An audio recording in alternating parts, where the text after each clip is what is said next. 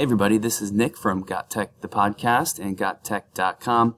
This is a brief instructional video to help walk you through the functionality of our free interactive Google Slides template available on gottech.com. If you're finding this video via YouTube and you're interested in a copy of this template, just go to the freebies page on gottech.com and you can obtain a copy of what you're looking at here.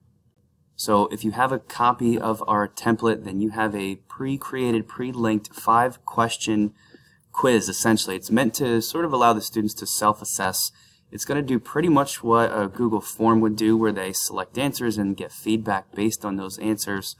The reason I prefer this sometimes, one, is it kind of gives the students a different, more interactive, more engaging experience, and it lets you personalize the feedback that they get on their responses and make it, I think, more engaging and a little more directly related to specific wrong answers that they've given. Now the downside is it takes a really long time to set it up, but with this template we've done pretty much all of that work for you. So the first thing you're going to want to do is go to the 5-question slides and edit those for whatever questions you want your students to answer. I've got those pre-linked here so it's easy to navigate because the slide deck is pretty large, so I'm going to go to slide 19. I filled them in just with some addition questions so it's easy to keep track of the correct answer versus the wrong ones, and you're going to try to keep to that same formatting so that you don't have to redo any of my links.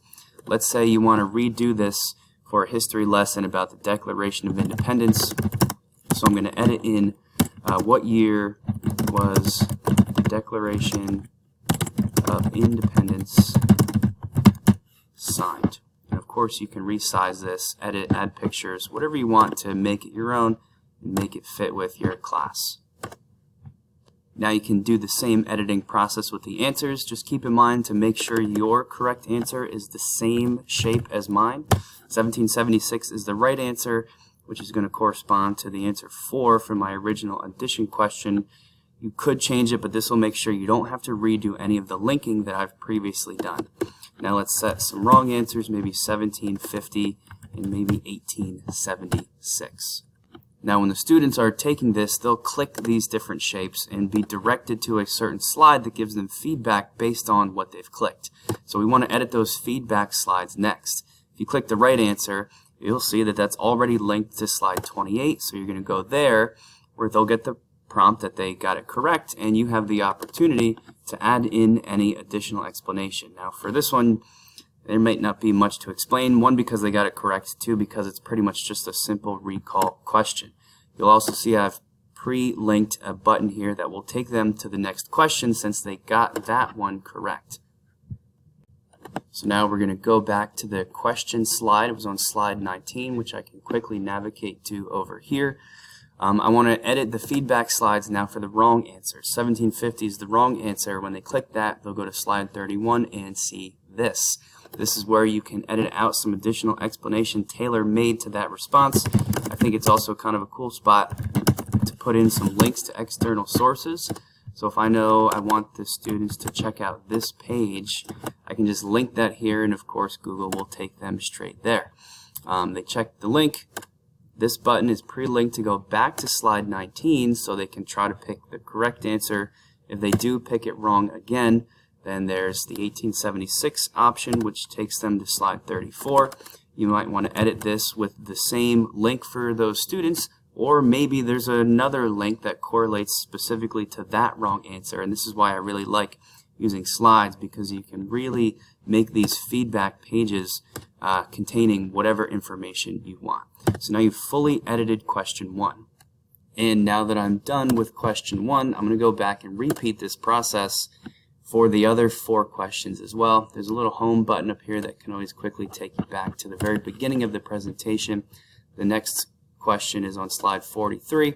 You're going to go there. Remember, the answer is 7. Make sure your correct answer to your correct question goes in this bubble so all the linking works for you.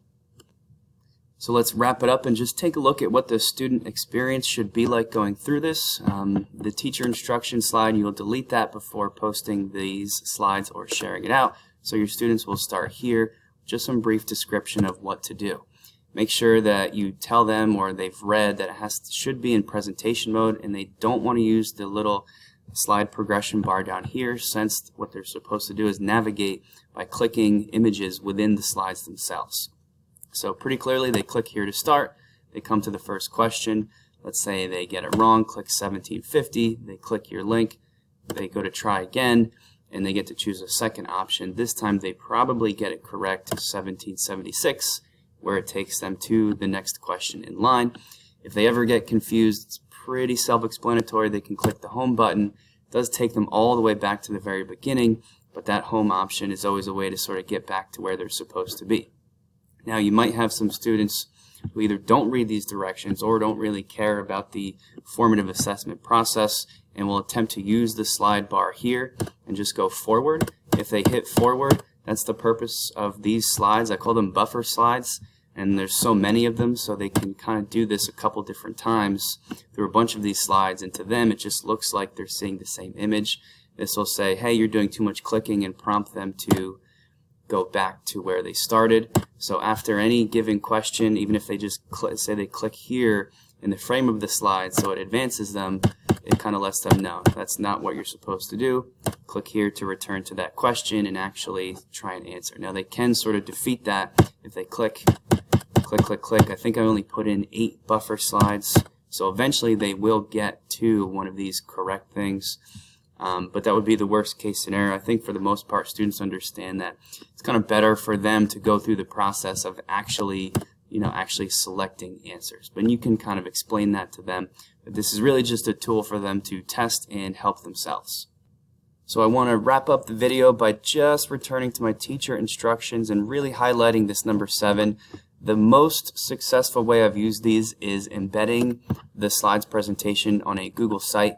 If you embed a slide deck on a Google site, then you don't have to worry about the kids actually clicking present to use the slides the way they're intended to be used.